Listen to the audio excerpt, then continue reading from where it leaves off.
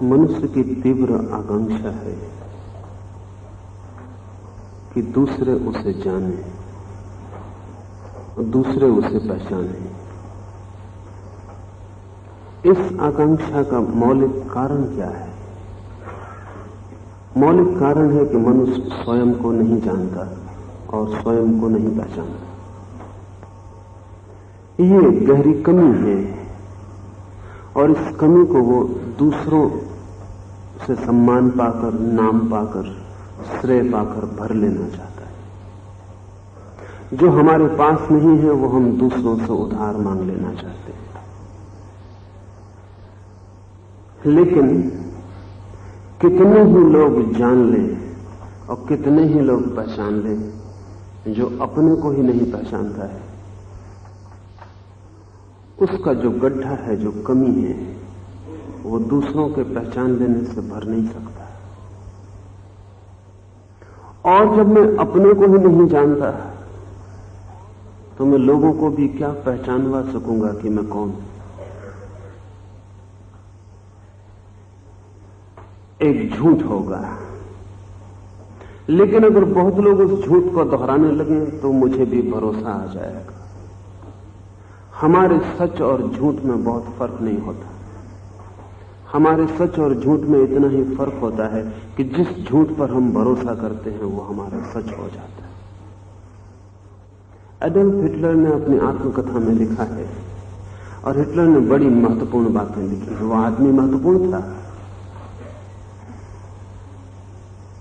उसने लिखा है कि सत्य और असत्य में मैंने कोई ज्यादा फर्क नहीं पाया। असत्य को बार बार दोहराते रहो, धीरे धीरे सत्य हो जाता है। और ये वो अनुभव से कहा है। उसने खुद बहुत असत्य दोहराए और वो सत्य हो गए, और वो इतने सत्य हो गए कि दूसरों ने उन्हें सत्य माना, सो माना ही हिटलर भी उन पर भरोसा करने लगा। अगर आप एक झूठ लोगों से कहते रहें तो थोड़े दिन में आप भी भूल जाएंगे कि वो झूठ है। पुनरुक्ति विस्मरण बन जाती है। पुनरुक्ति बार बार दोहराने से सत्य की जन्मदात्री हो जाती है, उस सत्य की जो हमारा सत्य है। इसलिए हमारे सत्य में और झूठ में इतना ही फर्क होता है। झूठ कम दोहराया गया है और सत्य ज्यादा दोहराया गया झूठ है। इसीलिए पुराने झूठ बहुत सत्य मालूम पड़ते हैं, क्योंकि हजारों साल से आदमी उन्हें दोहरा रहा। नया सत्य भी झूठ मालूम पड़ता है, क्योंकि वो दोहराया नहीं गया, अभी नया है। तो हम पुराने झूठ को भी मान लें, नए सत्य को मानने की तैयारी नहीं होती, क्योंकि हमारे लिए सत्य का एक ही अर्थ होता है, कितना दोहराया गया है। इसलिए हम पूछते हैं कि कोई शास्त्र कितना पुराना है। जितना पुराना उतना सत्य। इसलिए सभी धर्मों के लोग अपने शास्त्र को बहुत पुराना सिद्ध करने की कोशिश करते हैं। अगर कोई सिद्ध करे कि उतना पुराना नहीं है तो उन्हें बड़ी पीड़ा होती है। वे चाहते हैं कि उनका धर्म ग्रंथ सबसे ज्यादा पुराना हो तो सबसे ज्यादा सत्य हो जाएगा, क्योंकि हमारे मन में सत्य का यही अर्थ है, कितनी बार दोहराया गया। पुराना होगा तो ही ज्यादा दोहराया गया होगा। लेकिन असत्य को कोई हजारों साल तक दोहराए तो भी सत्य नहीं होता, और सत्य को शायद किसी ने एक बार भी ना कहा हो तो भी सत्य ही होता है। सत्य और असत्य में बुनियादी अंतर है, गुणात्मक अंतर है, कोई परिमाण के अंतर नहीं। लेकिन जैसा आदमी है उसके सभी सत्य दोहराए गए झूठ हैं। आप अपने संबंध में ही कुछ बातें दोहराते रहते हैं, लोग भी उनको दोहराने लगते हैं, भरोसा आ जाता है कि मैं ये हूं। ये भरोसा जिंदगी को व्यर्थ कर देता है। लाओ से इस सूत्र में कहता है, वे अपने को प्रकट नहीं करते, और इसलिए वे दीप्त बने रहते हैं। संत की परिभाषा है इस सूत्र में, लाओस से जिसे संत कहेगा उसकी, हम जिन्हें संत कहते हैं उनकी नहीं, क्योंकि हमारा संत भी दोहराया हुआ झूठ होता है। इसलिए हिंदू के संत को मुसलमान संत न मानेंगे और मुसलमान के संत को हिंदू संत न मानेंगे और जैन के संत को हिंदू संत नहीं मानेंगे, क्योंकि हमारे संत का भी अर्थ हमने किस झूठ को दोहराया है बहुत बार उस पर निर्भर है। लाओस से संतत्व की जो शुद्धता है, जो शुद्धतम संतत्व है, जो संतत्व का सत्य है, हिंदू मुसलमान ईसाई का नहीं, उसके संबंध में बात कर रहा है। वो कहता है वे अपने को प्रकट नहीं करते, प्रकट करने की जो आकांक्षा है, दूसरा मुझे जाने, ये अज्ञान से ही उपजती है। दूसरा मुझे पहचाने कि मैं कौन हूं, ये मेरे भीतर कोई घाव है, उसे छुपा लेने का उपाय है। और दूसरा जो स्वयं को नहीं जानता, वो मेरे संबंध में कुछ जानकर मेरे अज्ञान को मिटाने का कारण कैसे हो सकता है। संत अपने को प्रकट नहीं करते, इसका यह अर्थ नहीं है कि वे प्रकट नहीं हो जाते,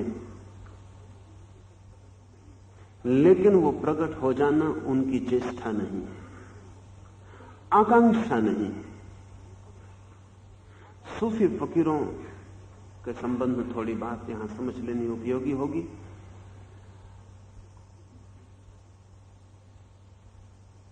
सूफी फकीर संसार छोड़कर भी नहीं जाते हैं, सिर्फ एक कारण से। इसलिए नहीं कि संसार छोड़ना व्यर्थ है, संसार छोड़कर भी पाया जा सकता है, शायद ज्यादा सरलता से भी पाया जा सकता है।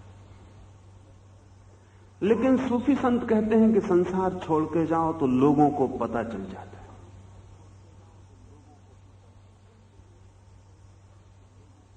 और लोगों को पता चल जाए, ऐसा कुछ भी करना भीतर छिपी किसी गहरी वासना का परिणाम है। तो इतना भी क्या बताना कि हम छोड़कर जा रहे हैं। तो सूफी संत हो सकता है चम्हार हो, गांव में जूते बनाता हो, वो जूते ही बनाता रहेगा। उसका पड़ोसी भी हो सकता है कि न जानता हो कि पड़ोस में कोई ज्ञान को उपलब्ध हो गया है, लेकिन दूर दूर से जानने वाले उसके पास आते रहेंगे।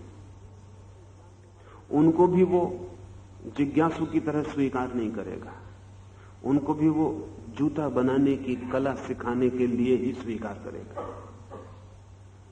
प्रगट बाजार की दुनिया में वो जूता बनाने वाले का शिष्य होगा, रात के अंधेरे में एकांत में वो साधक होगा।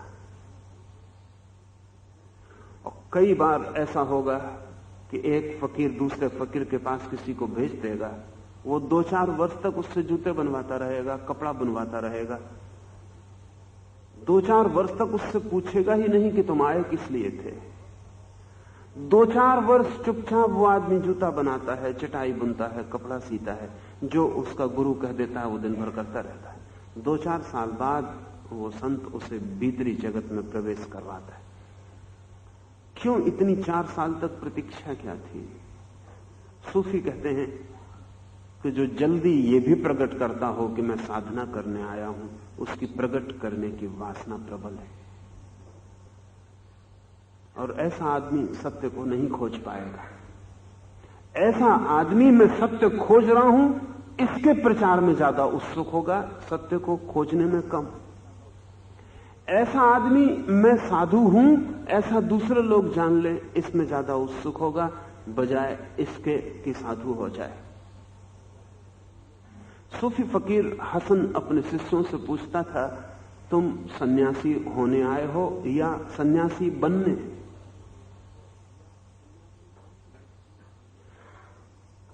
तुम धार्मिक होना चाहते हो या धार्मिक बनना? और वो कहता दूसरा काम सरल है।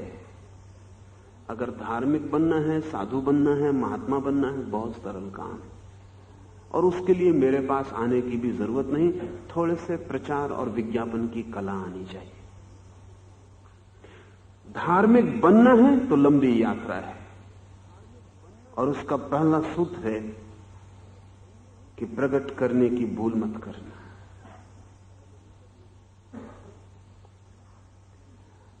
क्यों ये प्रकट करने के लिए इतनी बड़ी भूल समझने का कारण क्या है? आदमी के हाथ में एक कदम उठाना है, फिर दूसरा कदम अनिवार्य हो जाता है, फिर तीसरा कदम अनिवार्य हो जाता है। जिब्रान ने लिखा है कि एक फकीर गांव-गांव घूमता था और कहता था, जिसे प्रभु के पास चलना हो मेरे पीछे आ जाए। कई लोगों ने कहा, बड़ी आकांक्षा होती है तुम्हारे पीछे आने की, लेकिन अभी बहुत काम संसार में बाकी है।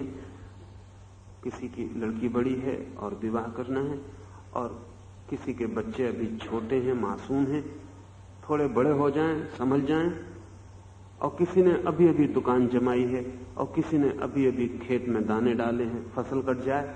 ऐसे हजार काम थे। वो फकीर गांव-गांव चिल्लाता कि जिसको ईश्वर के पास चलना हो मेरे पास आ जाए, मैं ईश्वर का रास्ता जानता हूं। गांव में लोग उसकी बड़ी प्रशंसा करते थे। एक गांव में बड़ी मुसीबत खड़ी हो गई, एक आदमी उसके पीछे चलने को राजी हो गए। फकीर मुसीबत में पड़ा, क्योंकि वो आदमी 2-4 दिन में उसको पूछता कि कितनी देर और, कहां है रास्ता। उस फकीर ने उसको कठिन से कठिन काम बताया, लेकिन वो भी आदमी जिद्दी था, वो सब काम पूरा करके खड़ा हो जाए और बोले, कहे और रास्ता, विधि, मार्ग। 6 साल हो गए, फकीर सूख के हड्डी हड्डी हो गया इस आदमी की वजह से, क्योंकि वो 24 घंटे एक तनाव हो गया, रात सोने न दे, दिन जागने न दे, और उसकी मौजूदगी भी भारी होने लगी। आखिर एक दिन फकीर उसके पैरों में पड़ गया और कहा, मुझे माफ कर दे, तेरी वजह से मैं भी रास्ता भूल गया और मुझसे गलती हो गई, अब मैं किसी को ना कहूंगा।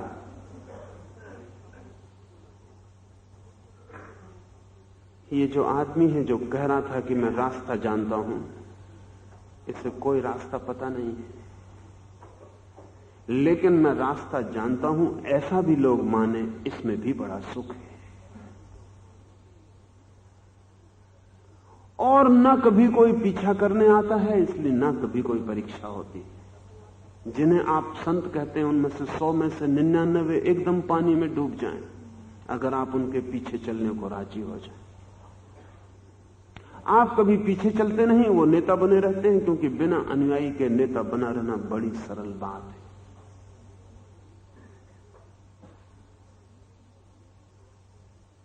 और धीरे धीरे उन्हें भी भरोसा आ जाता है कि वो जानते हैं। जब आपकी आंखों में चमक आती है और आपको लगता है कि हां, यह आदमी जानता है, तो उस आदमी को भी तृप्ति होती। हम एक दूसरे का उपयोग दर्पण की भांति करते हैं, अपनी शक्ल दूसरे में देख लेते हैं।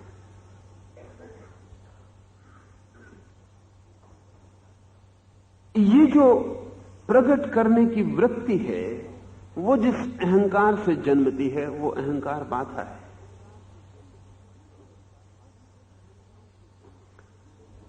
संत अगर प्रकट हो जाएं, दूसरी बात है। कोई उन्हें खोज ले, जान ले, पहचान ले, दूसरी बात है। लेकिन वो जो गहन वासना है कि दूसरा मुझे जाने, वो संतत्व का हिस्सा नहीं है। दूसरा मुझे जाने, ये सांसारिक मन की वृत्ति है। मैं स्वयं को जानूं, ये धार्मिक मन की वृत्ति है। कोई मुझे न जाने, अकेला मैं ही अपने को जान लूं, ये धार्मिक खोज है। मैं अपने को जानूं न जानूं, सारा संसार मुझे जान ले। ऐसा न हो कि एक आध आदमी ऐसा भी रह जाए जो मुझे जाने बिना रह जाए, ये सांसारिक मन की वृत्ति है। एक दिन सांझ मुल्ला नसरुद्दीन के काफी हाउस में बड़ी भीड़, गांव के काफी हाउस में एक योद्धा आया है।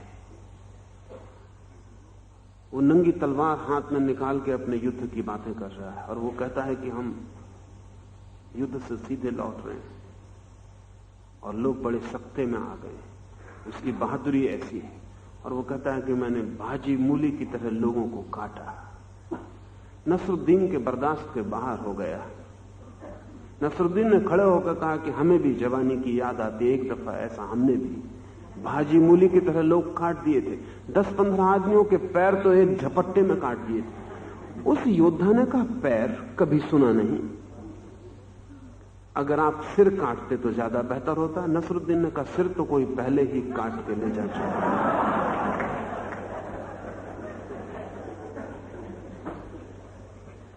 मगर बड़ा कठिन हो गया उसको रुकना।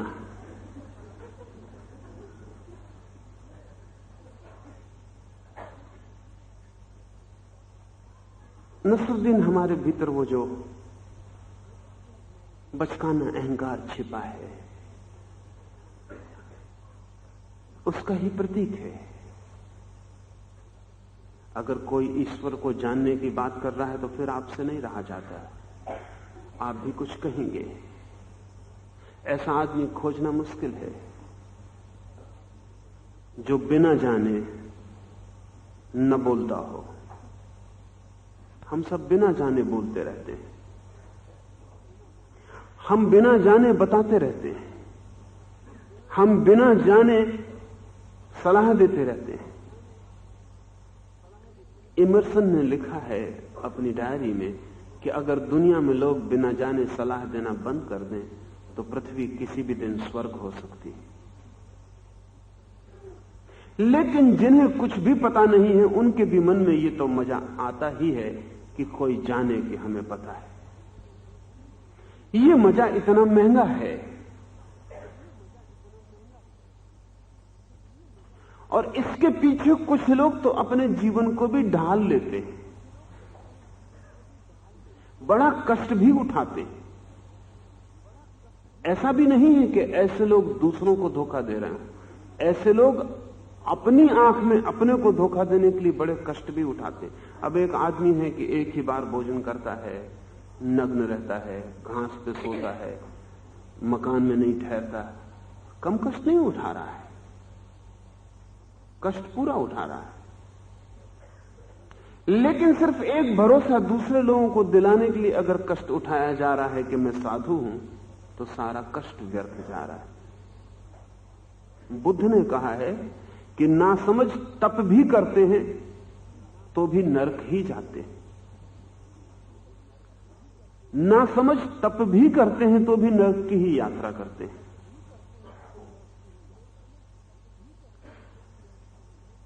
उनकी नासमझी का आधार क्या है? हमारे सारे अज्ञान का आधार क्या है? दूसरे आदमी को दर्पण की तरह व्यवहार करना सारे अज्ञान का आधार। दूसरे की फिक्र छोड़ दें और सीधी अपनी फिक्र करें।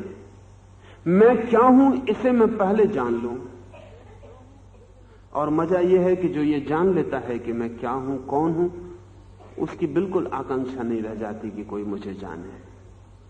ये बात ही समाप्त हो जाती। स्वयं को जानते ही दूसरे को प्रभावित करने की वृत्ति विलीन हो जाती है। और लाओस से कहता है ऐसे ही वे लोग हैं, वे अपने को प्रकट नहीं करते और इसीलिए ही वे दीप्त बने रहते हैं। जो अपने को प्रकट करते हैं वे क्षीण और दीन हो जाते हैं। प्रकट करने में भी शक्ति ऊर्जा खोती है। जो अपने को छुपा के रखता है जैसे अंगारा छिपा हो, जैसे सूरज छिपा हो प्रकट ना हो, उसकी सारी ऊर्जा बची रहती है। प्रकट करने में भी शक्ति का व्यय है और शक्ति का व्यय ही दीप्ति का खो जाना है। अगर कोई व्यक्ति अपने को प्रकट करने की वासना से छुटकारा दिला ले तो उसके भीतर जैसे सूरज आ जाए, सारी ऊर्जा भीतर इकट्ठी होने लगे। वो जो दूसरे को हम प्रभावित करने जाते हैं तो हम वह होते हैं, चुकते हैं। दूसरे को प्रभावित करने की चेष्टा में जरूरी नहीं कि दूसरा प्रभावित होगा, इतना पक्का है कि हम क्षीण होंगे, हम दीन होंगे, हम चुकेंगे, हमारी जीवन ऊर्जा कम होगी। दूसरा प्रभावित होगा कि नहीं, ये बहुत मुश्किल है, क्योंकि दूसरा भी हमारे पास हमें प्रभावित करने आता है, वो कोई प्रभावित होने नहीं आता। आप ध्यान रखना कि कई बार जब कोई आदमी आपसे प्रभावित भी होता है तो थोड़ा सोच समझ लेना, हो सकता है ये आपको प्रभावित करने का उसका ढंग हो। आदमी की चालाकियों का अंत नहीं है। अगर किसी को प्रभावित करना हो तो पहला रास्ता है उससे प्रभावित होने का ढोंग करना, क्योंकि ये उसकी खुशामद बन जाती। जब आप ऐसा लगते हैं कि दूसरे से बिल्कुल प्रभावित हो गए, पानी पानी उसके चरणों में हो गए, तब आपको पता नहीं है कि उस आदमी को भी आपने पानी पानी कर लिया। आप जरा धक्के की जरूरत है कि आपके पैरों में गिरा।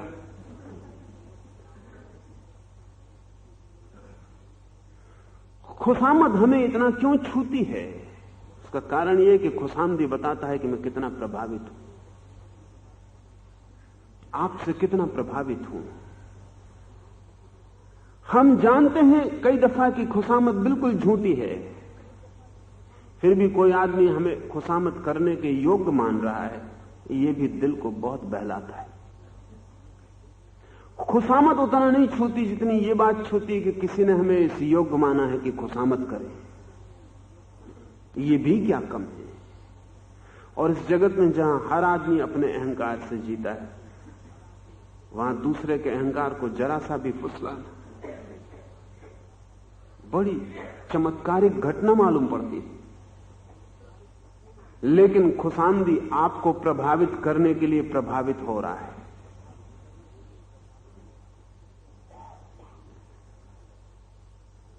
आप दूसरे को प्रभावित कर पाएंगे इसकी संभावना कम है। हां, एक बात पक्की है कि आप अपनी ऊर्जा व्यय कर रहे हैं, आप अपने को खो रहे हैं। ज़ैन फकीर हुआ रिंझाई, जब भी कोई उसके पास आता तो वो कहता दो बातें पहले तय हो जाएं। एक,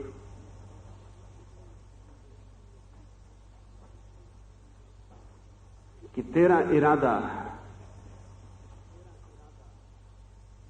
अपने को प्रकट करने का तो नहीं है, मेरा शिष्य बनने आया है तब उसका कुल कारण इतना ही तो नहीं है कि गांव में जाकर तू कह सके कि रिंझाई का शिष्य। रिंझाई महान संत है। शिष्य अपने गुरु के बाबत सदा प्रचार करते हैं, लेकिन यह गुरु का प्रचार नहीं होता, क्योंकि गुरु जैसे जैसे बड़ा होने लगता है वैसे वैसे शिष्य भी बड़ा होने लगता है। बड़े गुरु का बड़ा शिष्य होता है। अगर किसी के गुरु को आप कुछ गलत कह दें तो शिष्य को जो चोट लगती है वो इसलिए नहीं कि गुरु को गलत कह दिया, गुरु के गलत होते ही शिष्य की गति बिगड़ जाती है। शिष्य की क्या स्थिति रह जाती है? अगर गुरु गलत है तो शिष्य भी गलत हो गया।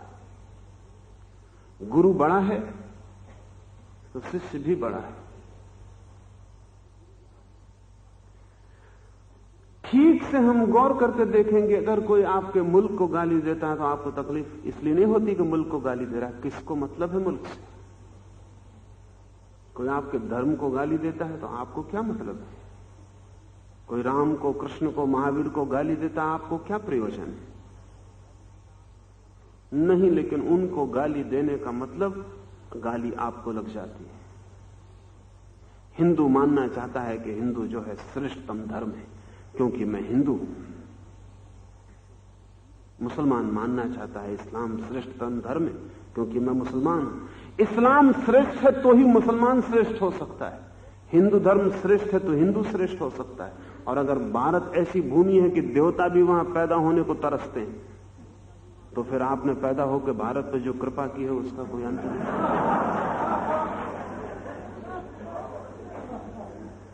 जब देवता तरसते हैं और आपको पैदा होने का मौका मिला, तो देवता 2 इंच नीचे छूट गए। मन को ये बात जो खुशी देती है, ये खुशी कोई मुल्क की जमीन से कुछ लेना देना नहीं। अहंकार सब तरफ से अपने को भरता है, और अहंकार का सूत्र है अपने को प्रकट करना, क्योंकि अहंकार अगर अप्रगट रहे तो मर जाता है। ये ख्याल रखें, अहंकार प्रकट होने में जीता है।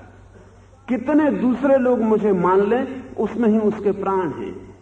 अहंकार के प्राण दूसरे लोगों के प्रभावित होने में हैं। अगर मुझे कोई भी नहीं जानता तो अहंकार कहां टिकेगा? आप अकेले हैं जमीन पर, तो आपके अहंकार को खड़े होने की कोई जगह नहीं रह जाएगी। अहंकार होता भीतर है, बनता दूसरों के कंधों पर है। दूसरों के कंधे न मिले तो अहंकार के खड़े होने का कोई उपाय नहीं रह जाता। ये जो अहंकार है, संतत्व के लिए पहली बात है, आत्मा को जिसे जानना हो उसे अहंकार से छुटकारा चाहिए। अहंकार से छुटकारा अर्थात दूसरे को प्रभावित करने की वासना से छुटकारा। और ध्यान रहे, दूसरे को प्रभावित करना हिंसा है। दूसरा प्रभावित हो जाए ये दूसरी बात है, दूसरे को प्रभावित करना हिंसा है। दूसरे को ढालने की कोशिश, बनाने की कोशिश, आदर्श बनाने की कोशिश, अच्छा बनाने की कोशिश भी हिंसा है। असल में दूसरा जैसा है हम उसे वैसा स्वीकार करने को राजी नहीं। हम जैसा चाहते हैं दूसरे को वैसा बनाने की हमारी उत्सुकता है। बाप बेटों को बना रहे हैं, मित्र मित्रों को बना रहे हैं, गुरु शिष्यों को बना रहे हैं, सब एक दूसरे को बनाने में लगे हैं। कोई किसी से राजी नहीं है। आप जैसे हैं वैसा स्वीकार करने को कोई राजी नहीं। ना आपकी पत्नी, ना आपके पिता, ना आपके पति, ना आपके बेटे, ना आपके बाप, कोई राजी नहीं है जैसे आप हैं। आप जैसे हैं वो गलत होना है।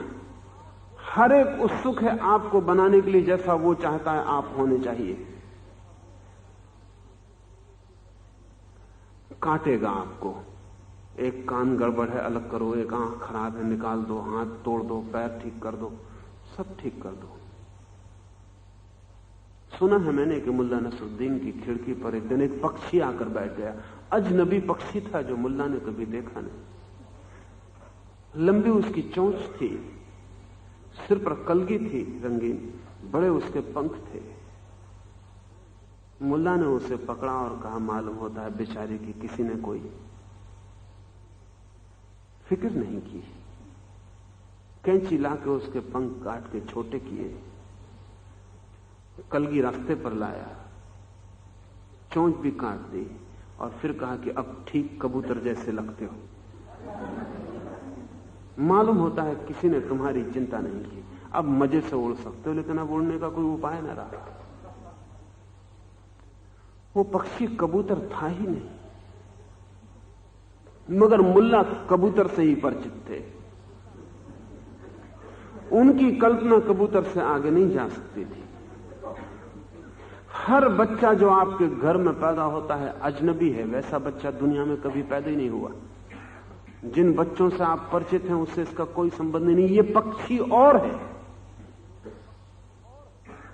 लेकिन आप इसके पंख वगैरह काट कर, चोंच वगैरह ठीक करके कहोगे कि बेटा अब तुम जगत में जाने योग्य हुए। तो यहां हर आदमी कटा हुआ जी रहा है, क्योंकि सब लोग चारों तरफ से उसे प्रभावित करने, बनाने, निर्मित करने में इतने उत्सुक हैं जिसका कोई हिसाब नहीं। जब बाप अपने बेटे में अपनी तस्वीर देख लेता है तब प्रसन्न हो जाता है। क्यों? इससे बाप को लगता है कि मैं ठीक आदमी था, देखो बेटा भी ठीक मेरे जैसा। अगर मुझे मौका मिले और हजारों लोग मेरे जैसे हो जाएं तो मुझे बड़ी प्रसन्नता होगी, क्योंकि मेरे अहंकार का भारी फैलाव हुआ। जब हजारों लोग मेरे जैसा होने के लिए तैयार होते हैं, उसका मतलब यह हुआ कि मैं ठीक आदमी हूं और हजारों लोग मेरा अनुकरण करते हैं। दूसरे को प्रभावित करने के पीछे अहंकार की यही आकांक्षा है, तुम मेरे जैसे हो जाओ। लाओस से कहता है वे अपने को प्रकट नहीं करते और इसलिए दीप्त बने रहते हैं। उनकी ऊर्जा, उनकी अग्नि समाप्त नहीं होती, वे सदा चमकते रहते हैं। लेकिन उनकी चमक किसी की आंखों को लुभाने के लिए नहीं,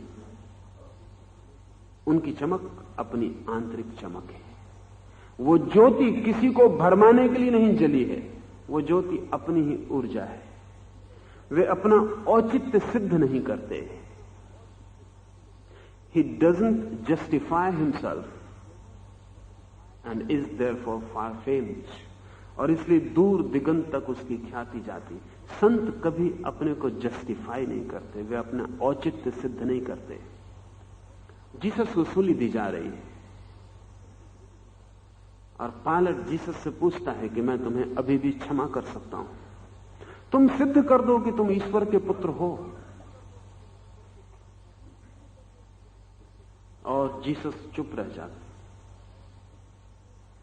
पायलट कहता है कि तुम्हें एक मौका है, तुम इतना ही कह दो कि मैं निरीह हूं, मेरा कोई कसूर नहीं है। तुम इतनी ही अपील कर दो रोमन सम्राट के नाम कि मैं बेकसूर हूं। लेकिन जीसस चुप रह जाते। सूली पे जाना उचित मालूम पड़ता है बजाय औचित्य सिद्ध करने के कि मैं जस्टिफाइड हूं। क्या कारण होगा? उचित यही हुआ होता, हम भी कहेंगे किसी वकील से सलाह ले लेनी थी, ऐसी क्या सूली पे जाने की जल्दी थी? सिद्ध करना था कि मैं जो कहता हूं ठीक कहता हूं, मेरे अर्थ और हैं। ईसाइयत 2000 साल से सिद्ध कर रही कि जीसस के अर्थ और थे, गलत समझे लोग। लेकिन जीसस ने खुद क्यों ना सिद्ध कर दिया? ज्यादा आसान होता। जीसस के लिए गवाही दी जा रही है 2000 साल से कि जीसस का मतलब और था, और जिन्होंने सूली दी वो उस मतलब को नहीं समझ पाए। जीसस ने कहा था किंगडम ऑफ गॉड, तो वो ईश्वर के राज्य की बात थी, इस जगत के राज्य की बात नहीं थी। इस जगत में जो राजा हैं वो घबरा गए, वो समझे कि ये जीसस जो है इस जगत का सिंहासन पाने की कोशिश कर रहा है। मगर जीसस खुद ही कह सकते थे, इतनी सीधी सी बात थी। एक वक्तव्य देते और कहते कि मेरा मतलब ये है, मेरा मतलब ऐसा नहीं। जीसस क्यों चुप रह गए? ये औचित्य सिद्ध क्यों ना किया? असल में औचित्य सिद्ध करने की जो चेष्टा है वो दूसरे को मालिक मान लेना है। किसके सामने औचित्य? संत उत्तरदायी नहीं है किसी के प्रति। आप जाके पूछें लाओसे से कि सिद्ध करो कि तुम साधु हो। लाओसे कहेगा तुम्हें असाधु मानना हो, असाधु मान लो, साधु मानना हो, साधु मान लो। ये तुम्हारा धंधा है, हमसे कुछ लेना देना नहीं। आप ये भी कह सकते हैं कि हम मान के चले जाएंगे कि तुम असाधु हो, तो लाओसे कहेगा मौज तुम्हारी। लेकिन तुम्हारे सामने मैं सिद्ध करने जाऊं कि मैं साधु हूं, तो उसका मतलब यह हुआ कि मेरी साधुता के लिए तुम्हारी प्रामाणिकता की कोई जरूरत, तुम्हारे प्रमाण की, तुम्हारे सील की, तुम्हारे हस्ताक्षर की कोई जरूरत है? ऐसा मजेदार हुआ कि मैं एक नौकरी की तलाश में था। उस राज्य के शिक्षा मंत्री से मिला तो उन्होंने कहा नौकरी तो हम आपको अभी दे दें, किसी भी यूनिवर्सिटी या कॉलेज में आप चले जाएं, लेकिन आपके चरित्र का प्रमाण पत्र, कैरेक्टर सर्टिफिकेट चाहिए। तो आप वाइस चांसलर का, जिस यूनिवर्सिटी में आप पढ़े हो, किसी प्रिंसिपल का, जिस कॉलेज में आप पढ़े हो, उनका कैरेक्टर सर्टिफिकेट ले आए। तो मैंने उनको कहा कि अभी तक मुझे ऐसा आदमी नहीं मिला जिसके कैरेक्टर का मैं सर्टिफिकेट दे सकूं। न कोई प्रिंसिपल, न कोई वाइस चांसलर। तो जिसके कैरेक्टर का सर्टिफिकेट मैं नहीं लिख सकता, उससे मैं कैरेक्टर का सर्टिफिकेट लिखवा के लाऊं तो बड़ी अजीब सी बात होगी। तो अगर बिना कैरेक्टर सर्टिफिकेट के नौकरी मिलती हो तो दे दें, अन्यथा बिना नौकरी के रह जाना ठीक है, बजाय इसके कि चरित्रहीनों से चरित्र का और प्रमाण लाया जाए।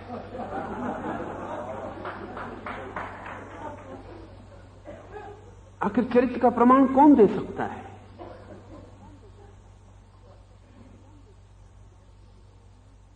और कैसे दे सकता है? और फिर मैं चरित्रवान हूं या नहीं, इसकी जिम्मेदारी मेरे और परमात्मा के बीच है।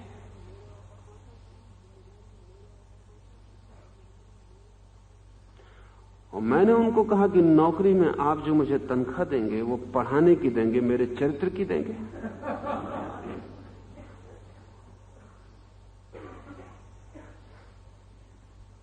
कोई मेरे चरित्र का की कीमत आप चुकाने वाले हों तो चरित्र की चिंता की जाए। लेकिन हमारा जो, जिसे हम जगत कहते हैं, हमारा जो जीवन है, वहां सब औचित्य पर निर्भर है। वहां सब सिद्ध करना होता है, वहां सब सिद्ध करना होता है। सिद्ध करने की तरकीबें बड़ी मजेदार है। क्वेकर ईसाई अदालत में कसम नहीं खाते। अदालत में कसम खानी चाहिए कि मैं कसम खाता हूं कि सत्य बोलूंगा। क्वेकर ईसाई कहते हैं कि अगर मैं झूठ ही बोलने वाला हूं तो ये कसम भी झूठ खा सकता हूं। ये बड़ी अजीब पागलपन की बात है। एक आदमी से जो झूठ बोलने वाला है, निष्णात झूठ बोलने वाला है, अदालत में हम कसम खिलवाते हैं कि तुम कसम खाओ कि सच बोलेंगे। वो कसम खाता है कि हम कसम खाते हैं सच बोलेंगे। बड़े आश्चर्य की बात है कि क्या कसम खाने से किसी आदमी का झूठ बोलना मिट जाता है?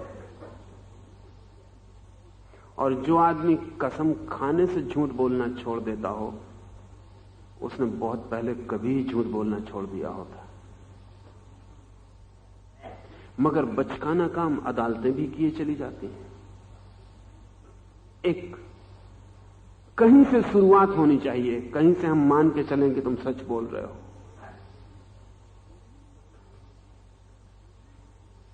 कसम कैसे तय कर सकती है कि कौन आदमी सच बोल रहा है?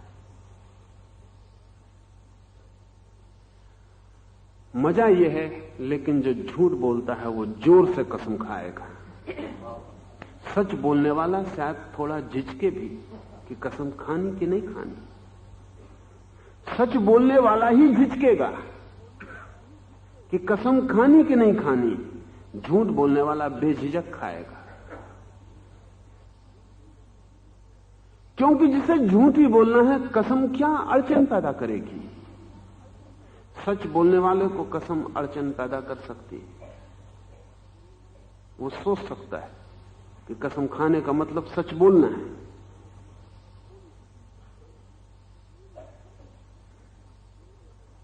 लेकिन झूठ बोलने वाला तेजी से खाएगा। बर्टन रसल ने लिखा है कि इस जगत में जो लोग अपना औचित्य जितनी तेजी से सिद्ध करने में लगे रहते हैं, वे प्रमाण देते हैं कि वे आदमी उचित नहीं है।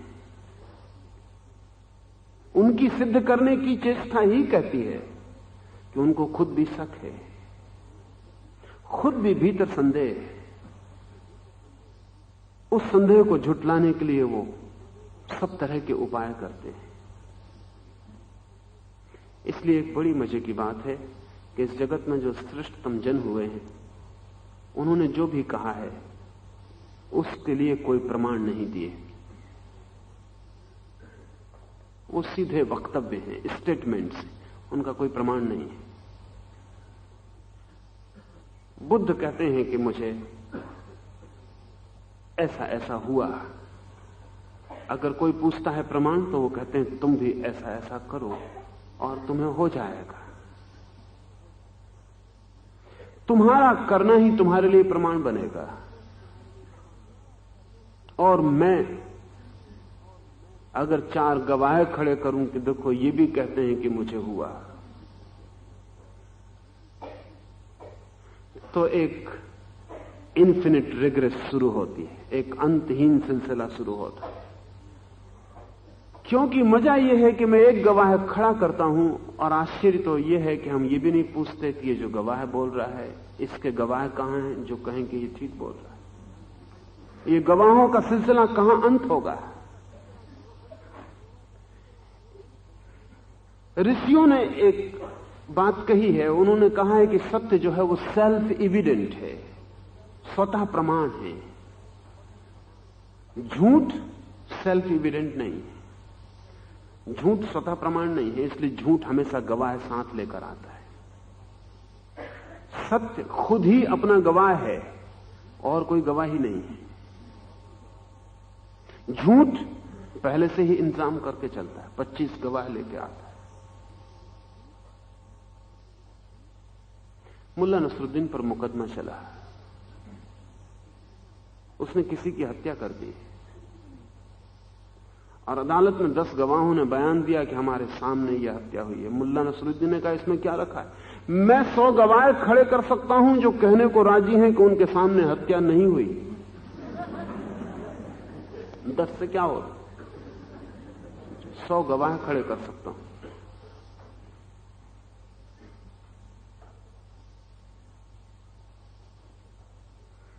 जब यह हत्या हुई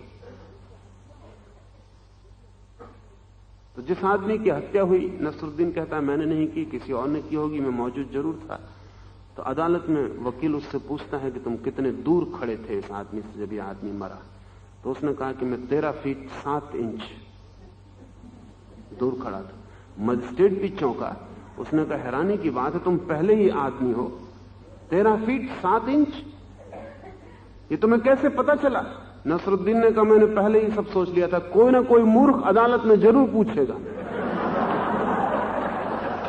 मैं सब नाप जोख करके ही काम किया हूं।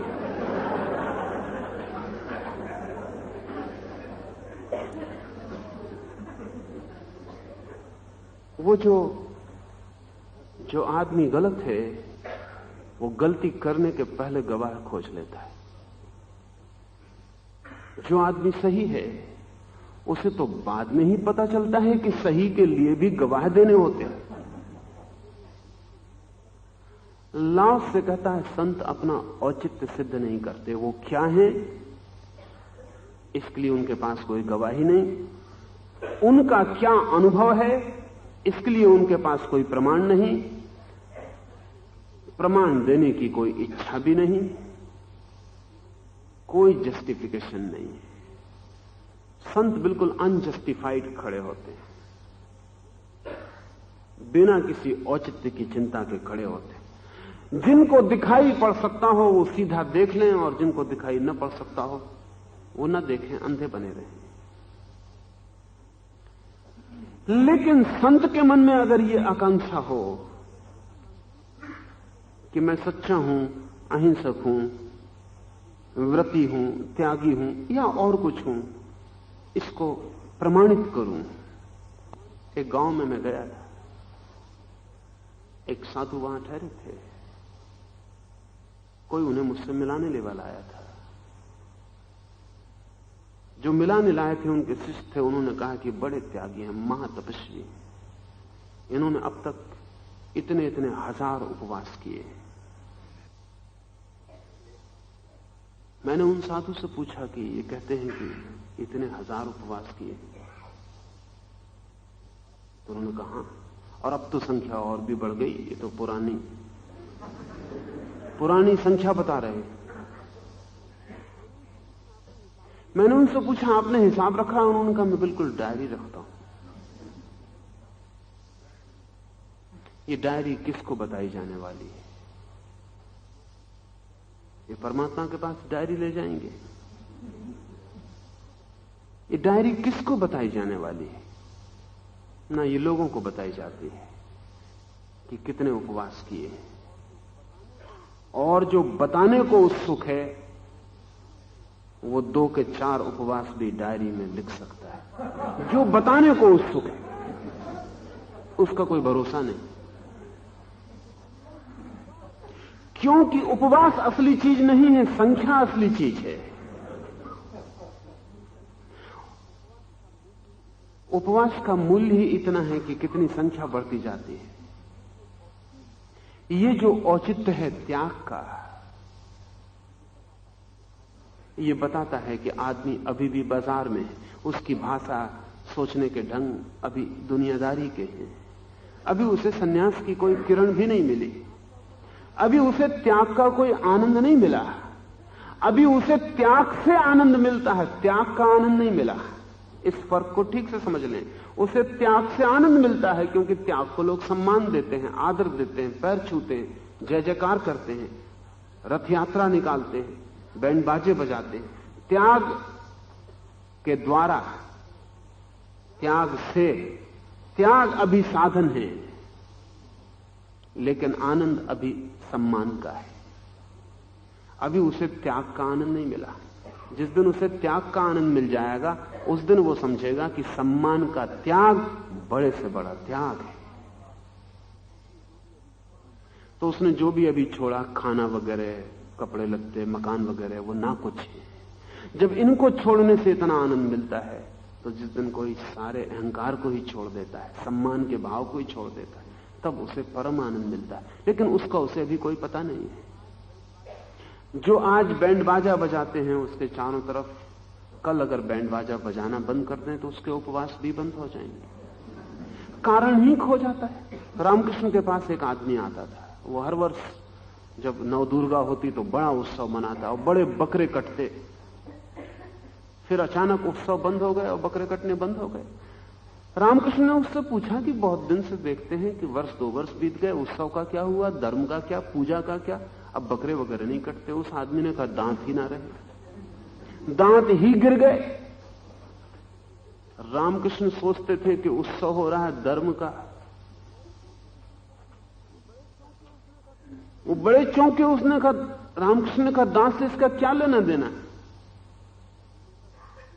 उस आदमी ने कहा, दांत ही ना रहे तो उत्सव कैसा, बकरे कैसे कटने, खाने पीने का आनंद ही चला गया। धर्म तो एक बहाना था, एक आड़ थी। तो अगर मूल कारण गिर जाए, साधु को जिस दिन आप सम्मान न दें, उस दिन आपको पता चलेगा कितने साधु आपके पास हैं। जब तक साधु को सम्मान मिलता है तब तक तय करना मुश्किल है, क्योंकि 100 में से 99 लोग तो सम्मान के कारण ही साधु होंगे। और एक बड़े मजे की बात है कि साधु होने के लिए बहुत बुद्धिमत्ता की जरूरत नहीं, किसी गुण की जरूरत नहीं, किसी टैलेंट की, किसी जीनियस की, किसी मेधा की कोई जरूरत नहीं। तो इस दुनिया में सब तरफ सम्मान महंगा है, साधु होकर बहुत सस्ता है। आप अपने साधुओं को जरा गौर करके देखें, इनको किस दिशा में आप लगा देंगे तो ये कारगर हो सकते हैं। एक साधु छोड़ना चाहते थे, साधु वेश।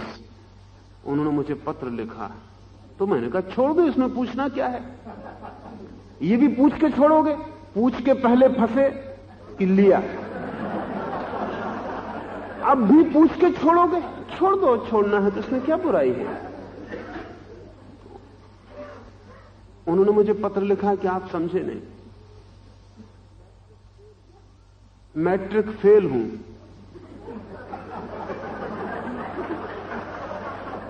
और अभी वाइस चांसलर भी मेरे पैर छूते हैं आके। कल मुझे क्लर्क की भी नौकरी नहीं मिल सकती, इसलिए पूछता हूं कि छोड़ूं कि न छोड़ूं। तो मैंने कहा कि तुम गलत सवाल पूछे, तुम्हें यह पूछने नहीं था कि साधुता छोड़ दूं, साधुता है ही नहीं। तुम एक व्यवसाय में हो और अच्छा व्यवसाय है, तुम जारी रखो, क्योंकि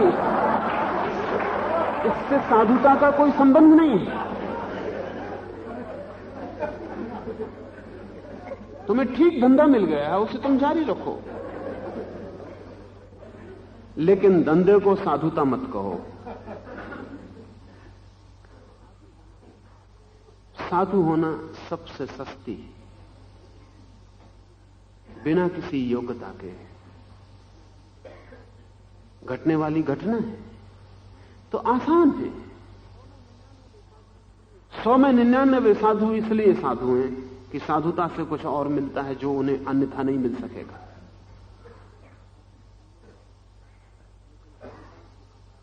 लेकिन सम्मान की आधारशिलाएं हट जाएं, आपके साधु एकदम तिरोहित हो जाएंगे।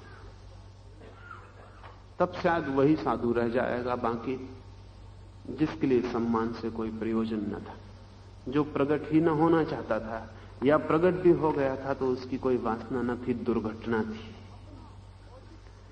अपना औचित्य हम तभी सिद्ध करते हैं जब हमें लगता है कि जिनके सामने हम सिद्ध कर रहे हैं वो हमारे न्यायाधीश।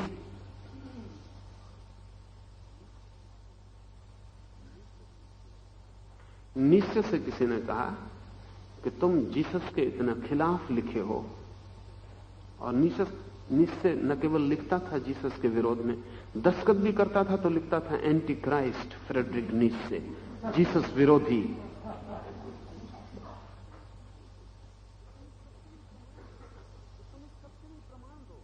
तो तुम इस सबके लिए प्रमाण दो।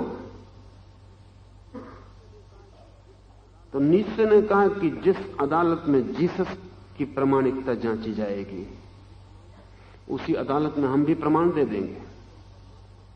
अगर कहीं कोई परमात्मा है जो सिद्ध करेगा कि जीसस ईश्वर के पुत्र हैं, तो उसी के सामने हम भी सिद्ध कर देंगे, लेकिन तुम्हारे सामने नहीं, क्योंकि तुम न्यायाधीश नहीं हो। तुम कौन हो? तुमसे क्या लेना देना है? और नीत्शे तो कोई संत नहीं है, लेकिन संतत्व के बड़े करीब है।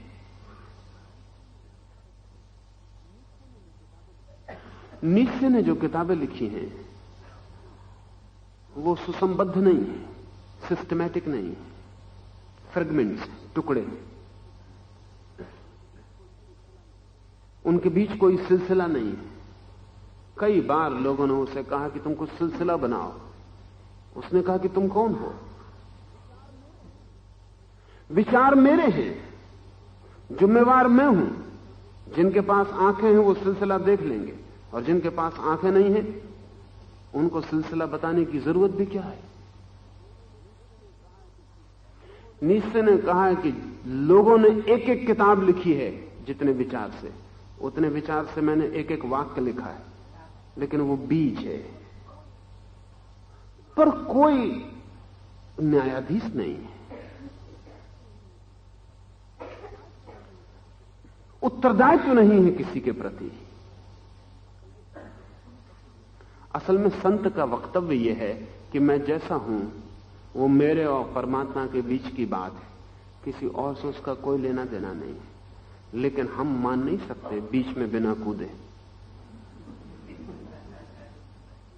हम एक दूसरे की खिड़कियों से झांकने के ऐसे आदी हो गए हैं, पीपिंग टॉम्स।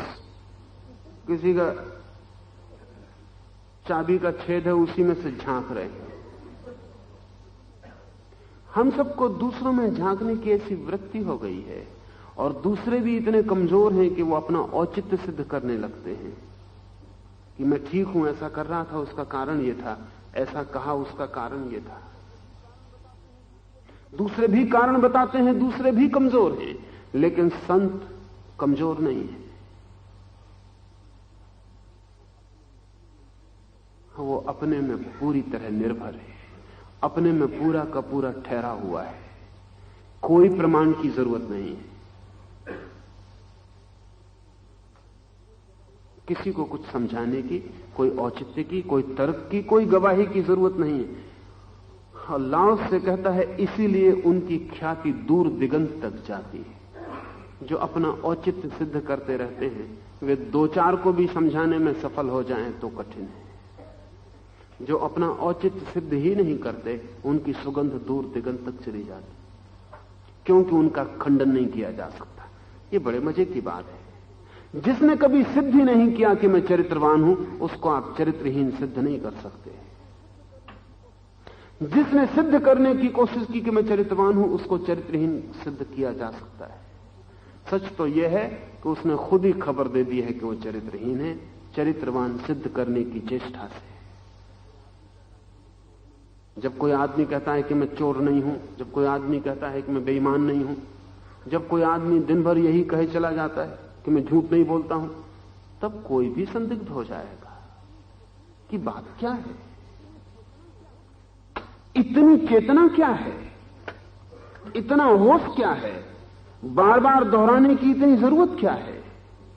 नहीं हो तो ठीक है,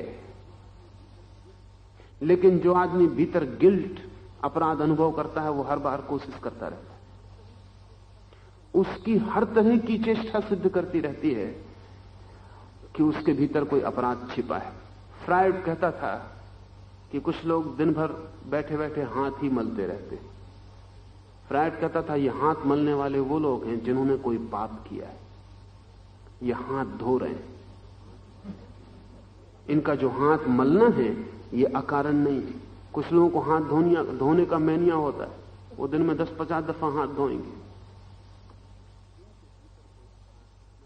इनके भीतर कोई अपराध घना है और जिसका प्रतीक ये इनका हाथ धोना है। कोई अपराध है जिससे इनको लगता है कि हाथ मेरे रंगे हैं, उसे ये साफ कर रहे हैं। कुछ लोग हैं, खासकर महिलाएं, घर की सफाई में पागल हो जाती, सफाई भी पागलपन हो जाता है। एक कचरे का टुकड़ा नहीं टिकने देंगी। आदमी को अंदर किसी का आना, मेहमान का, उन्हें भय का कारण हो जाता है कि पता नहीं कचरा आ जाए, कुछ गंदगी आ जाए, कुछ हो जाए। सफाई अच्छी बात है, लेकिन हर चीज पागलपन की सीमा तक खींची जा सकती है।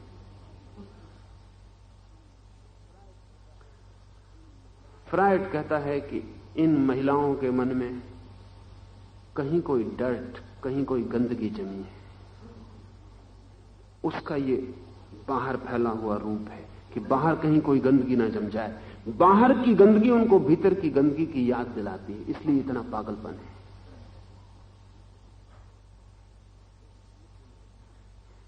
एक मित्र मेरे साथ थे,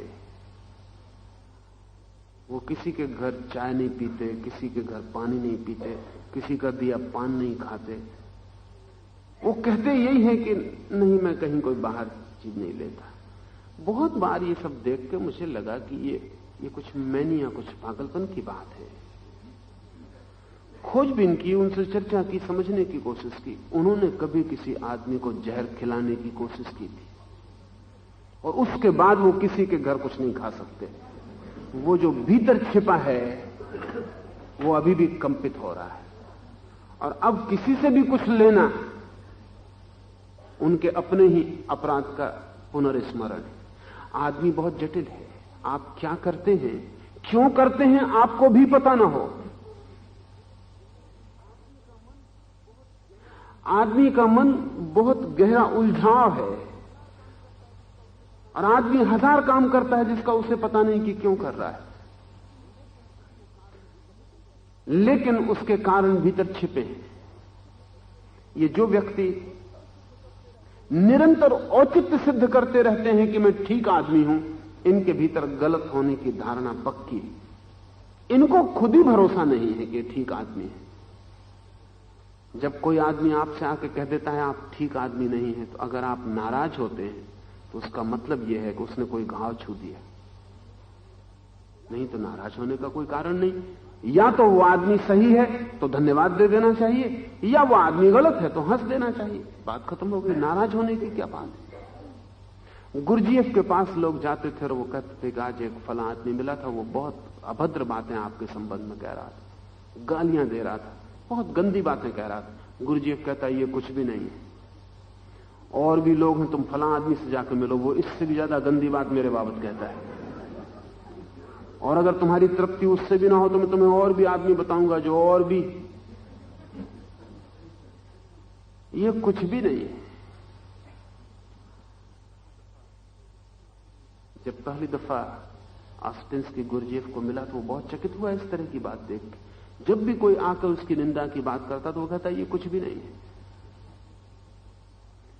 जिस आदमी के भीतर कोई घाव नहीं है, आप उसकी कितनी ही बुराई करके उसको चोट नहीं पहुंचा सकते। चोट आपकी बुराई से नहीं पहुंचती, भीतर के घाव से पहुंचती।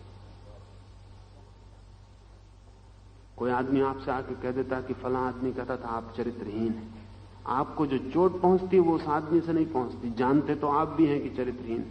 अब फजीयत हुई, औरों को भी पता चलने लगा। तो अब औचित्य सिद्ध करने में लगते हैं कि नहीं, कौन कहता है मैं चरित्रवान हूं। सिवाय चरित्रहीनों के चरित्रों की औचित्य सिद्ध करने की चेष्टा किसी ने कभी नहीं की। संत अपना औचित्य सिद्ध नहीं करते, लेकिन उनकी ख्याति दूर दिगंत तक पहुंच जाती है। ये पहुंच जाना सहज घटना है, ये अनायोजित, अचेष्टित,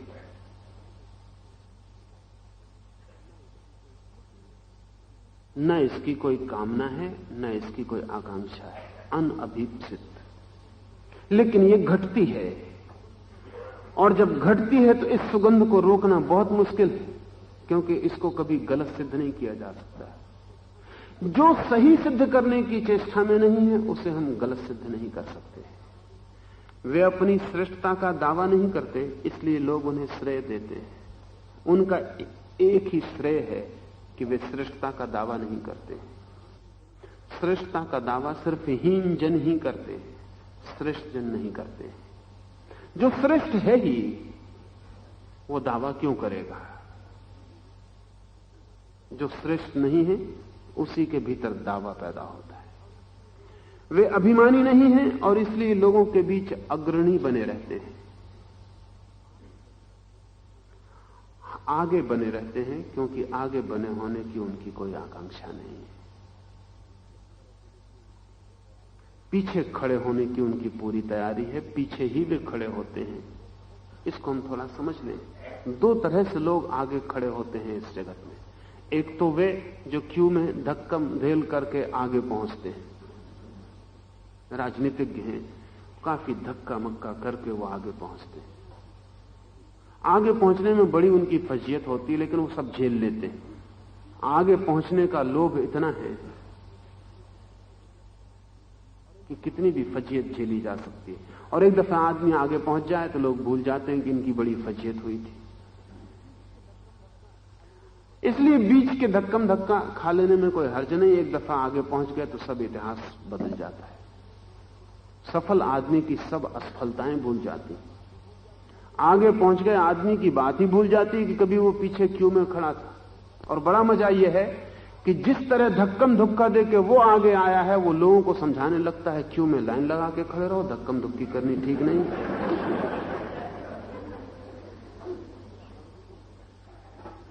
इंदिरा गांधी को पूछें, निजलिंगप्पा जो उनको समझाते थे वो अब दूसरों को समझाना शुरू कर दी।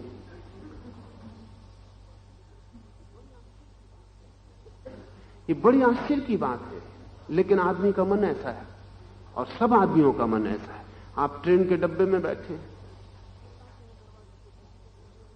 चिल्लाते हैं दरवाजे से, किसी को घुसने नहीं देते, बिल्कुल भरा है, 1 इंच जगह नहीं, आगे जाओ।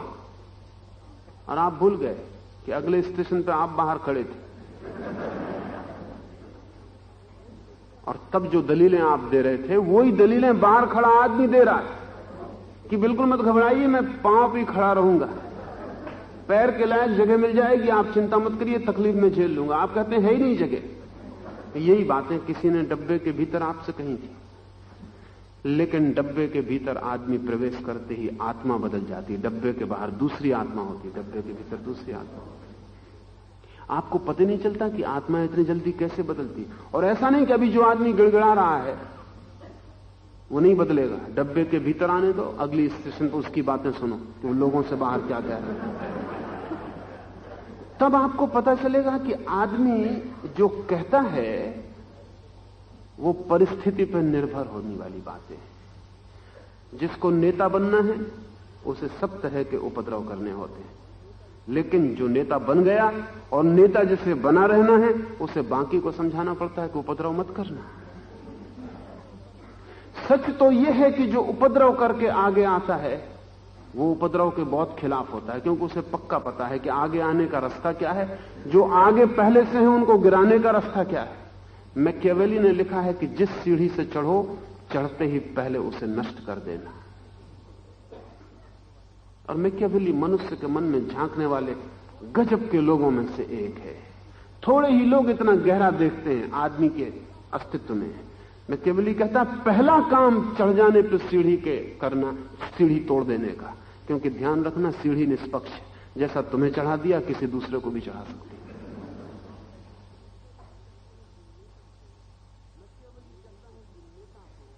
मैकियावेली कहता है कि नेता को और अनुयायी के बीच बहुत फासला रखना चाहिए, क्योंकि पास के लोग खतरनाक होते हैं। इसलिए कोई भी नेता बुद्धिमान लोगों को अपने आसपास पसंद नहीं करता, बुद्धुओं को पसंद करता है। उनमें फासला इतना होता है कि अगर उनको सीढ़ी भी लगा दो तो उनकी समझ में ना आएगा कि इस पर चढ़ना है। ऐसे आदमी ठीक रहते हैं। इसलिए हर नेता के पास बुद्धुओं की जमात होगी, उन्हीं पर वो जीता है। एक तो रास्ता है क्यू में इस तरह उपद्रव करके आगे खड़े हो जाने का, नेता इस भांति खड़े होते हैं। ये पॉलिटिकल रास्ता है, राजनीतिक का रास्ता है। संत भी कभी कभी आगे पाए जाते हैं, लेकिन उनके खड़े होने का ढंग दूसरा है। वो क्यू में पीछे खड़े हो जाते हैं, जहां भी धक्कम धुक्की है वो पीछे खड़े हो जाते हैं।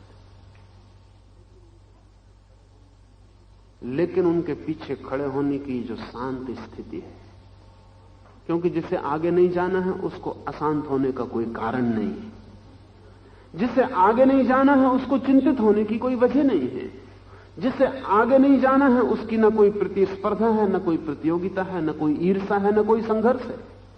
जिसे आगे नहीं जाना है उसका कोई दुश्मन नहीं,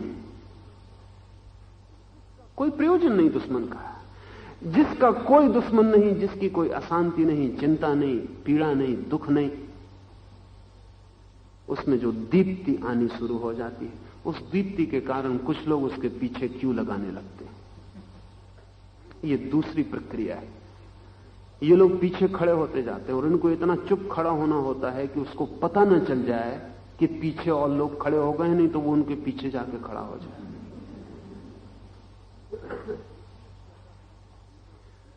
गुरजीएफ कहता था कि संतों के पीछे चलना हो तो पता मत चलने देना, तुम्हारे पैर की आवाज मत होने देना।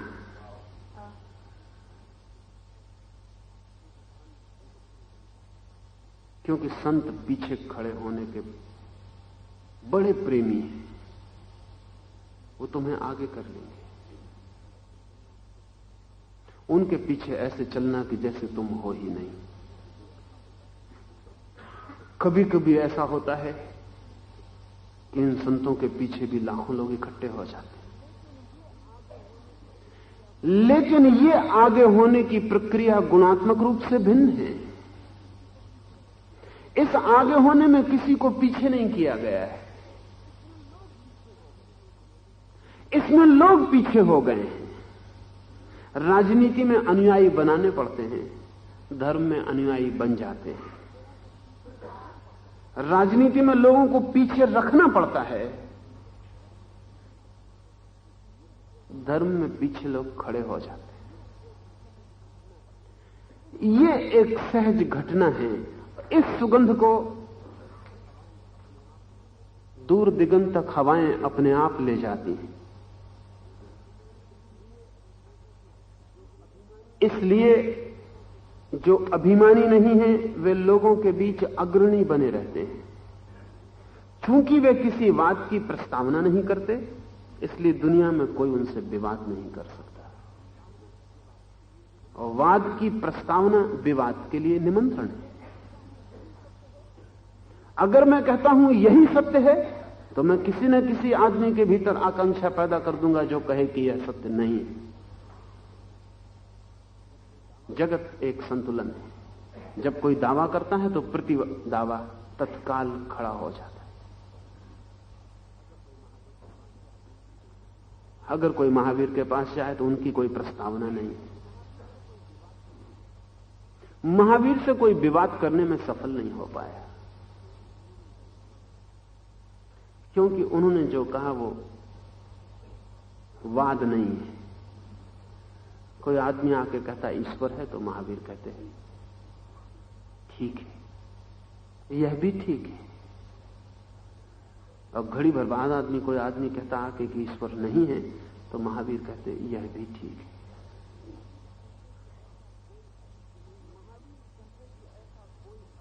महावीर कहते कि ऐसा कोई असत्य नहीं है जिसमें सत्य का अंश ना हो, और ऐसा कोई सत्य नहीं है जो मनुष्य उच्चारित करे जिसमें असत्य सम्मिलित ना हो जाए। तो इसलिए महावीर कहते कि मैं क्यों चिंता करूं, कोई चीज पूर्ण नहीं है इस जगत में। तो कोई भी बात आके कहे उसमें एक अंश तो सत्य होगा ही। वो कैसा ही वाद हो, उसमें एक अंश तो सत्य होगा ही। और पूर्ण कोई चीज सत्य नहीं है, क्योंकि मनुष्य की भाषा में पूर्ण को प्रकट नहीं किया जा सकता। तो महावीर का कोई वाद नहीं है, लेकिन अनुयायी तो वाद बनाते हैं। बिना वाद के अनुयायी को बड़ी कठिनाई होगी। अगर आप महावीर के अनुयायी जैन को कहें कि ठीक है कोई वाद नहीं तो चलो मस्जिद, तो फिर क्यों मंदिर जा रहे हो? तो क्यों रखे बैठे हो ये महावीर के वचन? रखो कुरान। तो क्यों करते हो नमस्कार महावीर को? चलो आज नमस्कार हो जाए राम को। तो वो कहेगा नहीं, उसका वाद है। ये इतिहास में घटने वाली दुर्घटनाएं हैं। महावीर का कोई वाद नहीं है, लेकिन अनुयायी तो बिना वाद के नहीं रह सकता। उसको तो फासला बनाना पड़ेगा कि मैं दूसरों से अलग हूं, मेरा गिरोह अलग है। सीमा बनानी पड़ेगी। सीमा बनाने में विवाद शुरू हो जाएगा। महावीर का कोई वाद नहीं है, लेकिन मजे की बात है कि जैन दार्शनिक और पंडितों ने जितना विवाद भारत में किया है उतना और किसी ने नहीं किया। पक्के विवादी है और एक एक चीज की बाल की खाल निकालने में कुशल है। और जैन तर्क विकसित तर्क है। सच तो यह है कि जैन अनुयायियों को खूब तर्क को विकसित करना पड़ा, क्योंकि महावीर ने तर्क को बिल्कुल छुआ नहीं, उनको मुसीबत में छोड़ गए।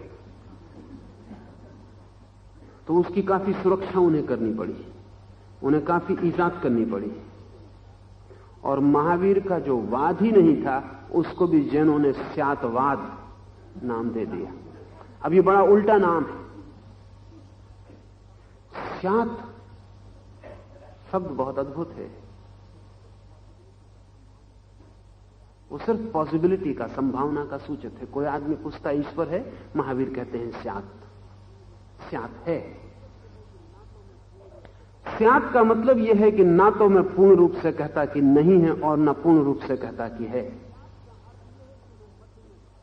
स्यात का अर्थ यह है कि मैं मध्य में खड़ा हूं। स्यात के लिए अंग्रेजी में कोई शब्द नहीं है। अभी एक अमेरिकन विचारक है डी बोनो, उसने एक शब्द निकाला है, वो काम का है। वो शब्द है पो। वो नया गढ़ंत शब्द है, भाषा में कोई शब्द है नहीं। दो शब्द हैं अंग्रेजी में, यस नो, हां नहीं। डी बोनो ठीक महावीर की पकड़ का आदमी मालूम होता है। वो कहता है ये दोनों शब्द खतरनाक हैं, क्योंकि इनसे पूरा हो जाता है मामला, हां या नहीं। और जिंदगी ऐसी नहीं है, जिंदगी ऐसी नहीं है। तो वो कहता है यस और नो के बीच में एक मिडिल टर्म, पो, पीओ। वो कहता है पो का मतलब शायद। आप पूछते हैं कि आपको मुझसे प्रेम है या नहीं, तो हां या ना। डी बोनो कहता है पो, शायद, क्योंकि हजार चीजों पर निर्भर करता है।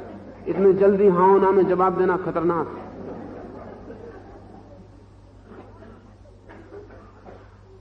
हां का मतलब यह हुआ कि अब ये प्रेम जो है एब्सोल्यूट हो गया।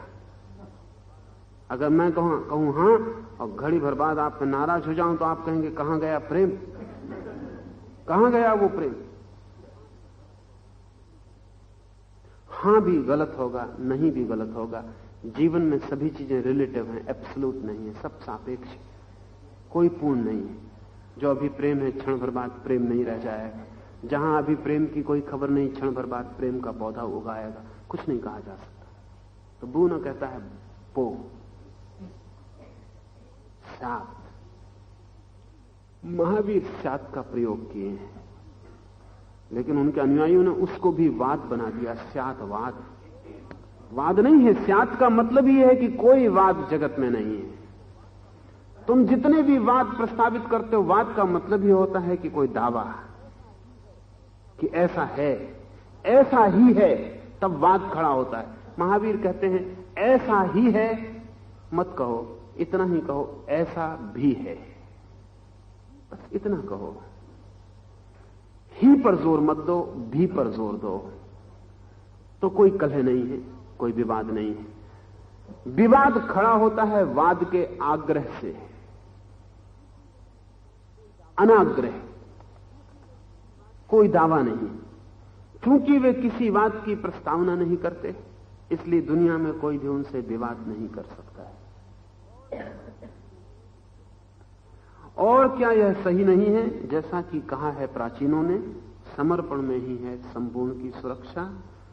और इस तरह संत सुरक्षित रहते और संसार उनको सम्मान देता है। समर्पण में ही है संपूर्ण की सुरक्षा, यही सूत्र का प्रारंभ था। इस सारे सूत्र में अलग अलग पहलुओं से लड़ना नहीं,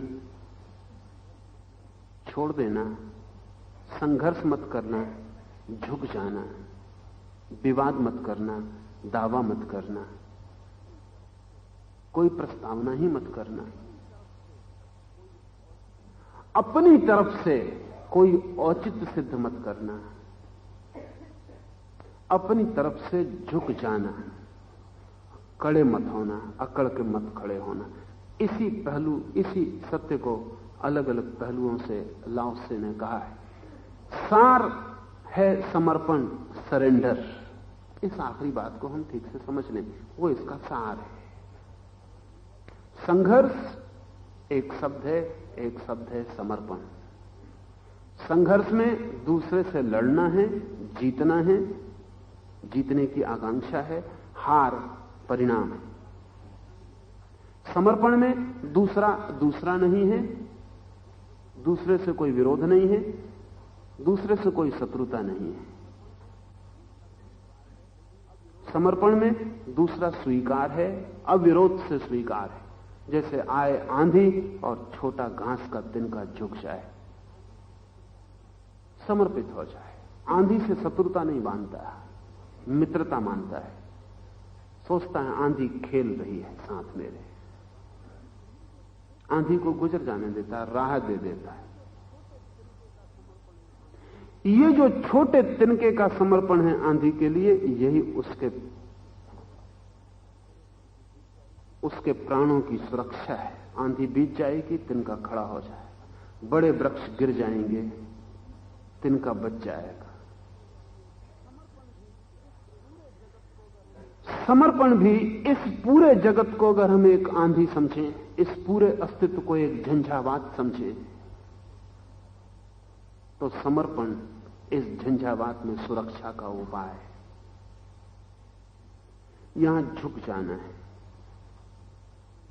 झुक जाना शब्द अच्छा नहीं लगता हमारे मन में, क्योंकि हमारी भाषा न झुकने की है।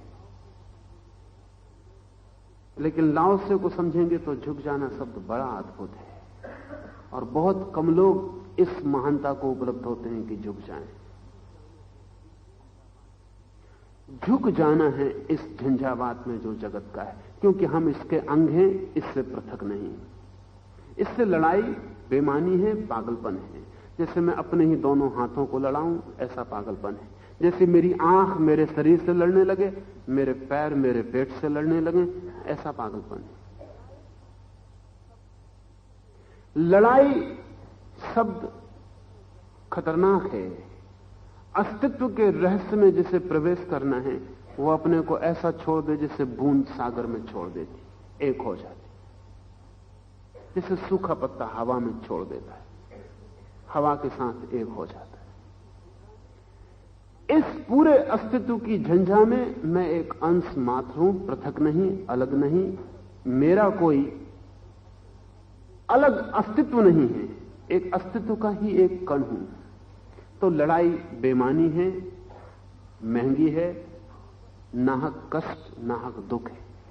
पश्चिम में आज इतनी चिंता का जो कारण है वो इस बात से पैदा हुआ है कि व्यक्ति अस्तित्व से अलग है। जो लोग भी अपने को अस्तित्व से अलग मानेंगे वो चिंता में पड़ जाएंगे, क्योंकि तब सारा जगत शत्रु है और मुझे अपनी रक्षा करनी है, ये रक्षा हो नहीं सकती, और तब मैं टूटूंगा, मिटूंगा, परेशान होऊंगा। अगर ये सारा अस्तित्व मैं ही हूं और इसके साथ एक हूं, तो मेरी मृत्यु भी मेरी मृत्यु नहीं।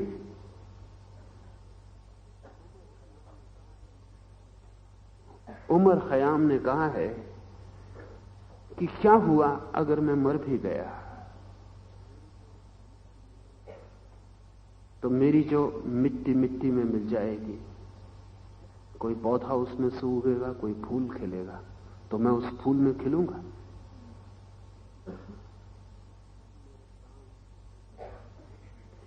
मेरे प्राण विसर्जित हो जाएंगे हवाओं में, किसी के फेफड़े में प्रवेश करेंगे, कोई हृदय धड़केगा, तो मैं उस हृदय में धड़कूंगा।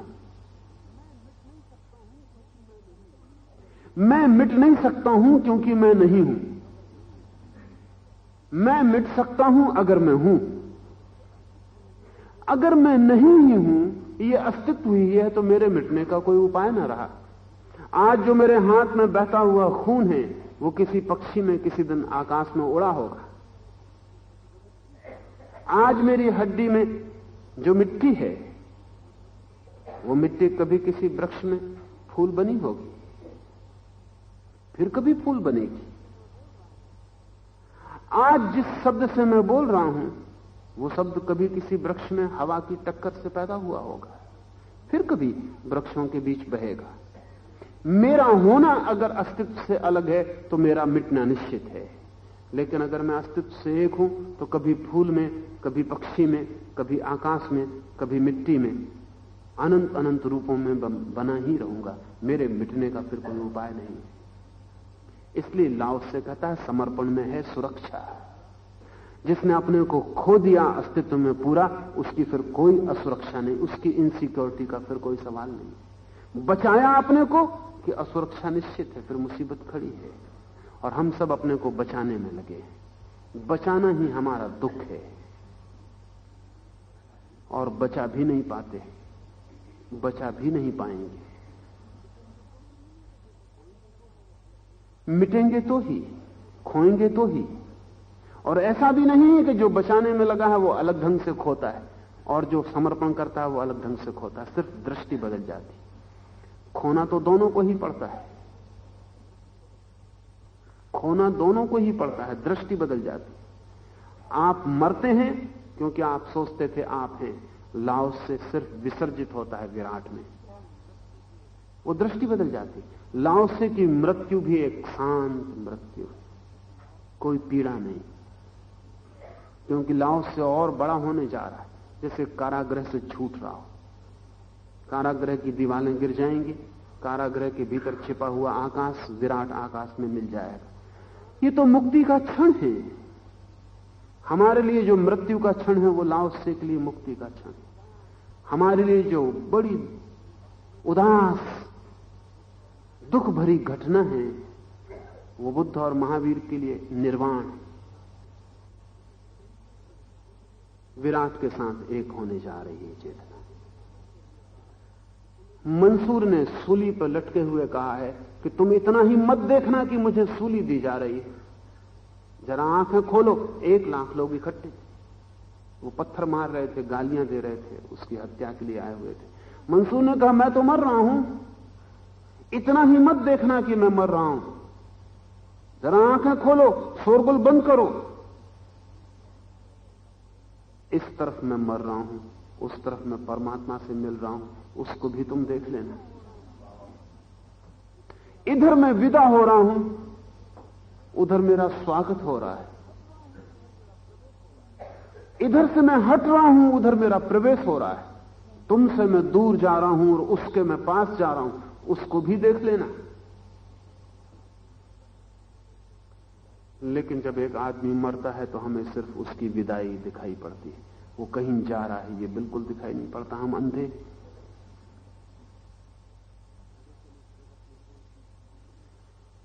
लेकिन इस जगत में कोई चीज खोती नहीं, एक मिट्टी का कण भी नहीं खोता है। विज्ञान कहता है डिस्ट्रक्शन इज इम्पॉसिबल, असंभव है नष्ट करना किसी वस्तु को। एक रेत के कण को भी हम नष्ट नहीं कर सकते, रहेगा, किसी भी रूप में रहेगा, अस्तित्व बना ही रहेगा, अस्तित्व उतना ही रहेगा, उसकी मात्रा जरा भी कम नहीं हो सकती। तो जहां रेत का कण न मिटता हो वहां आपको मिटने की इतनी क्या फिक्र है? जहां कुछ भी मिटना संभव नहीं है वहां आदमी को लगता है मैं मर जाऊंगा, मिट जाऊंगा। ये लगना किसी भ्रांति पर खड़ा है। वो भ्रांति है अपने को अलग मान लेना। मैं अलग हूं तो घबराहट शुरू हो जाती है कि मैं मिटूंगा। रामकृष्ण मर रहे हैं, उनको कैंसर हो गया है, वो भोजन भी नहीं ले पाते हैं, गले में कुछ डालते हैं बाहर गिर जाते। विवेकानंद रामकृष्ण से जाके कहते हैं कि आप एक बार क्यों नहीं कह देते मां को, काली को क्यों नहीं प्रार्थना कर लेते? एक दफा आप कह देंगे बात घट जाएगी। विवेकानंद की बात मानकर रामकृष्ण ने आंख बंद की, फिर खिलखिला के हंसने लगे और उन्होंने कहा मैंने कहा। तो काली बोली अपने गले से बहुत दिन भोजन किया, अब दूसरों के गलों से करो। तो विवेकानंद आज तुम जब भोजन करो तब तुम्हारे गले से मैं भोजन कर लूंगा। और ये उचित ही है, रामकृष्ण ने कहा, क्योंकि इस गले से कब तक बंधा रहूंगा? वक्त करीब आता है जब दूसरे गलों में मुझे फैल जाना होगा।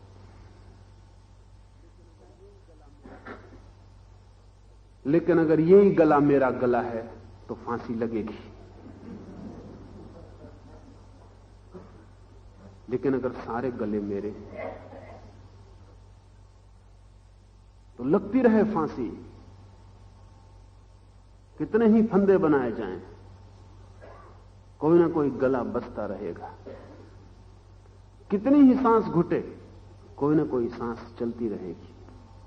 और कितने ही फूल कुमलाएं, कहीं और फूल खिल जाएंगे। इस जगत में कुछ नष्ट नहीं होता है, सिर्फ आदमी के अहंकार की भ्रांति कि उसे लगता है मैं अलग हूं, इसलिए भय पैदा होता है कि नष्ट हो जाऊंगा। समर्पण अहंकार की भ्रांति का विसर्जन है, मैं अलग नहीं हूं, फिर इस जगत में कोई संघर्ष नहीं है। आज इतना ही, 5 मिनट रुके, कीर्तन करें।